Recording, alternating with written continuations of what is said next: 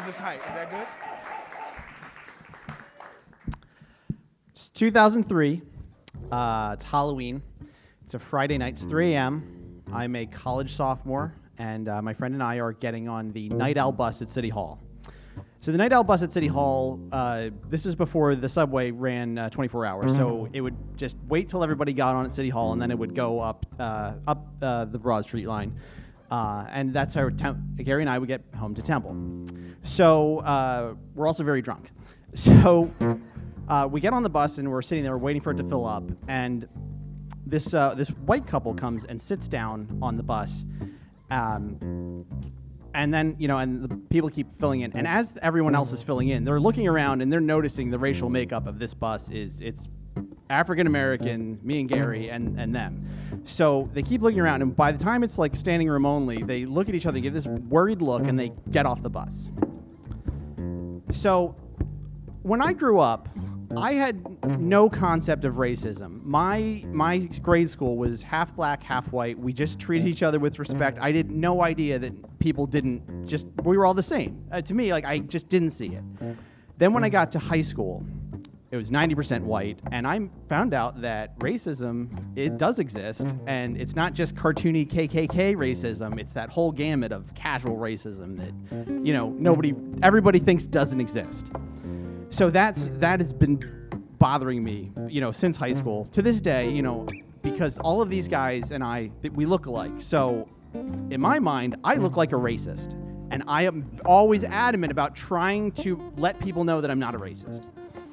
So I'm on the bus, they get off, the bus starts to move, and I say to Gary, and I'm like, I think those people were racist. Do you think they were racist? And Gary's like, now's not the time. So the Night Owl bus is not like a drunk bus. It's people who are just tired from working the late shift and just want to go home.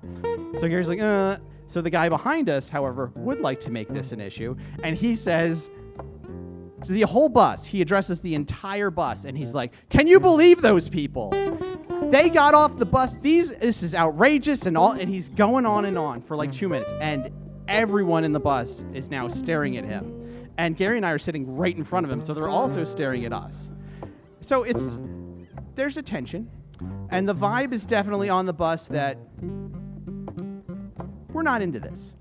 And so he's our orator is sensing this tension, and he decides to bring out his ace in the hole. He goes, it's not just me, these white folks said it. And so now Gary's like, and without missing a beat, I immediately say, that's right! How dare they get off the bus? They paid to get on this bus, and then they're just gonna get off because, they're uncomfortable. Like, what is that? This is a disgrace. This is disrespectful. And so I'm going off for about, a minute or two, and everyone is staring at me. And then as I finish my rant, everyone on the bus just goes,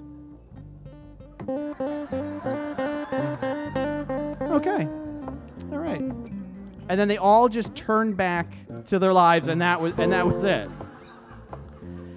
And so, obviously, this is sort of a cute, character, sort of a slice of life. This is what Ryan's like when he's drunk, social justice warrior. And in my mind, based on what's happened in, the past 2 weeks, but really like the past 2 years, and beyond that, I mean, this story is 10 years old, so a lot has changed. And what I've found is that in telling this story, what I've always been trying, I always thought I made a difference.